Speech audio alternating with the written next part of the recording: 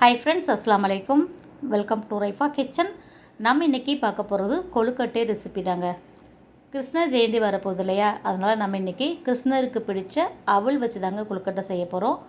இந்த கொழுக்கட்டை சாப்பிட்றதுக்கு மெத்துன்னு அவ்வளோ சாஃப்டாக இருக்குங்க. 10 நிமிஷம் போதும் இந்த கொழுக்கட்டை செய்கிறதுக்கு. ரொம்ப ஈஸியான முறையில் செஞ்சிடலாம். டேஸ்ட் அவ்வளோ அருமையாக இருக்குங்க. நல்லா சாஃப்டாக ரொம்ப சூப்பராக இருக்கும் இந்த கொழுக்கட்டை.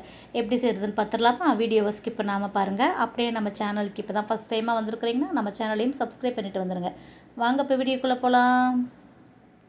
முதல்ல நம்ம அவலை வறுத்து எடுத்துக்கலாம். நான் வெள்ளை அவல் எடுத்திருக்கேங்க. 2 கப்பு அவல் எடுத்திருக்கேன். நீங்கள் வெள்ளை அவல், சிவப்பு அவல் எது இருக்கோ அதை எடுத்துக்கோங்க. லைட்டாக வறுத்தாலே போதுங்க, சீக்கிரம் வறுபட்டு வந்துடும். அவல் வறுக்கும் போதே 2 ஏலக்காயும் சேர்த்து வறுத்து எடுத்துக்கோங்க. இப்போது வெல்லத்தை நம்ம கரைச்சி எடுத்துக்கிறலாம். 1 கப்பு நான் வெல்லம் எடுத்துருக்கேங்க. 2 கப்பு அவல் எடுத்தோம் இல்லையா, அதை வறுத்து பவுட்ரு பண்ணிட்டோன்னா 1 கப்பு ஆகிடும். அப்போ அதே அளவுக்கு நம்ம வெல்லம் எடுத்துக்கலாம். இது நல்ல இனிப்பாக இருக்கும். இனிப்பு கொஞ்சம் கம்மியாக வேணும்னு நினைக்கிறவங்க நீங்கள் 3/4 கப்பு கூட சேர்த்துக்கலாம். நான் 1 கப்பு வெல்லம் சேர்த்துருக்கேன். அதுக்கு 2 கப்பு அளவுக்கு நம்ம தண்ணி சேர்த்துக்கலாம். பாகு பதம்லாம் தேவையில்லை. நல்லா வெல்லம் கொதித்து கரைஞ்சாலே போதும். இப்போ ஒரு அகலமான கடாய் அடுப்பில் வச்சுட்டு 2 ஸ்பூன் அளவுக்கு நெய் சேர்த்துக்கோங்க. நெய் சூடானதும் ஒரு 1/4 மூடி தேங்காய் துருவி வச்சுருக்கேன். அந்த தேங்காய் துருவலை நெய்யில் சேர்த்து வறுத்து எடுத்துக்கலாம். இது கூட நட்ஸ் நம்ம விருப்பம் தாங்க. நான் ஒரு 10 முந்திரி பருப்பை 1 2 உடச்சி வச்சுருக்கேன். அதை இது கூட சேர்த்துக்கலாம்.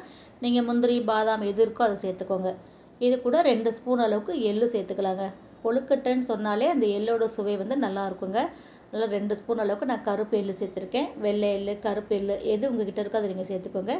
அதையே சேர்த்துட்டு நல்லா நம்ம வறுத்து எடுத்துக்கலாம். நெய்யிலே வறுக்கும்போது டேஸ்ட்டும் நல்லாயிருக்கும், வாசனையாகவும் இருக்கும். இப்போ நம்ம கரைச்சி வச்சுருக்கிற வெள்ளைப்பாகு இது கூட சேர்த்துடலாங்க. நான் மொத்தமாக சேர்க்கலை, கொஞ்சம் வச்சுருக்கேன். தண்ணி பத்தலைன்னா நம்ம மறுபடியும் சேர்த்துக்கலான்னு வச்சுருக்கேன். இப்போ சேர்த்தாச்சு. இப்போ என்ன பண்ணலான்னா, நம்ம பொடிச்சு வச்சுருக்கோம் இல்லையா அவல், ஏலக்காய், அதை அப்படியே இது கூட சேர்த்துடலாம். ரொம்ப நைஸாக பொரிக்க தேவையில்லைங்க. கொஞ்சம் கொரப்பாக இருந்தாலுமே கொழுக்கட்டைக்கு டேஸ்ட்டாக தான் இருக்கும். இப்போ இந்த அவல் இது கூட சேர்த்துட்டு நல்லா கலந்து விடலாம். கலக்கும் போது அடுப்பை கொஞ்சம் மிதமான தீயிலே வச்சுக்கோங்க.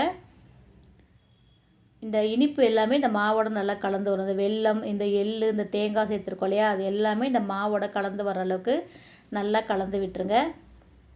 கலக்கும் போதே உங்களுக்கு தெரியும் இந்த வெள்ளை தண்ணி பத்தமா பத்தலையான்னு.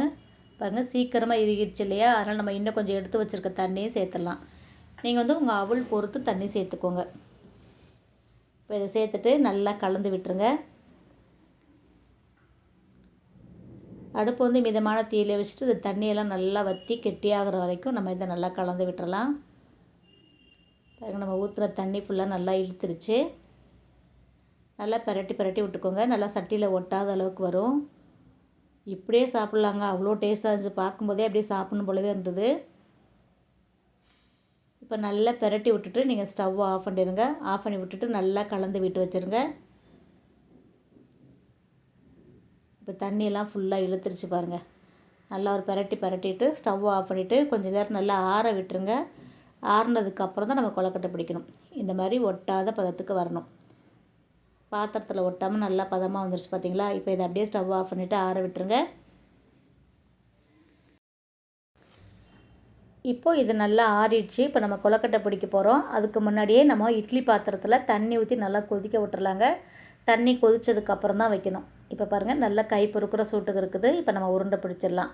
நம்ம ஏற்கனவே நெய் சேர்த்துட்டதுனால இப்போ நெய் தேவையில்லை. உங்களுக்கு கையில் ஒட்டுற மாதிரி தெரிஞ்சிச்சுன்னா நீங்கள் லைட்டாக கையில் நெய் தடவிக்கோங்க.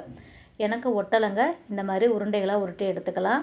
அதே மாதிரி இந்த அவல் கொழுக்கட்டை வேகிறதுக்கு ரொம்ப டைம் எடுக்காதுங்க. 2லேருந்து 3 நிமிஷம் நீங்கள் அடுப்பில் வச்சிங்கனாலே போதும், சட்டுன்னு வெந்து வந்துடும்.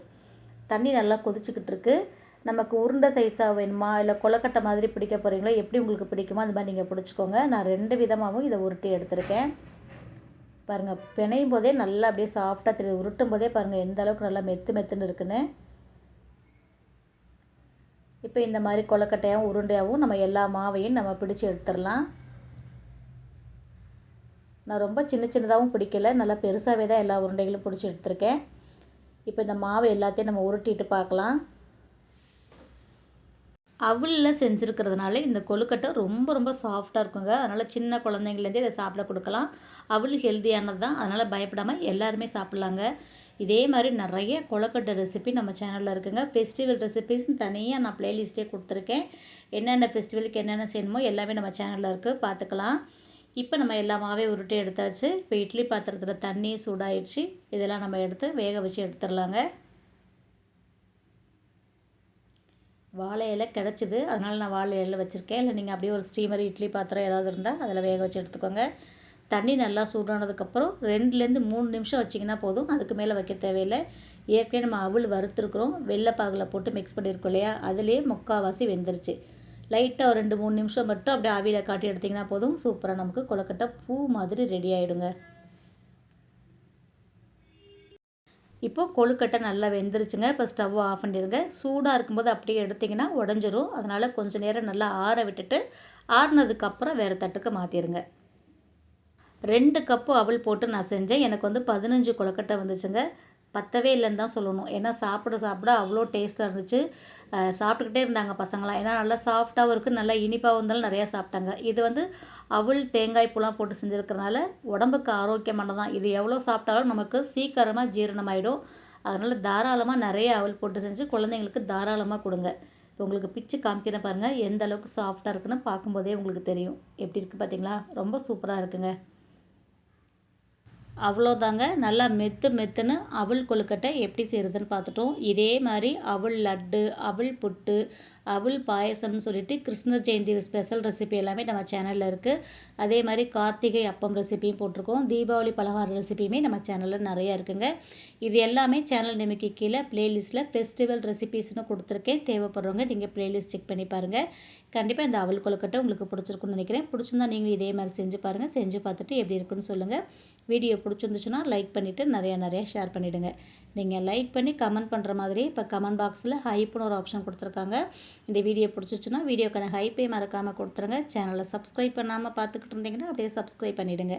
இன்ஷா அல்லாஹ் இன்னொரு வீடியோவில் பார்க்கலாம். Bye friends. அஸ்ஸலாமு அலைக்கும்.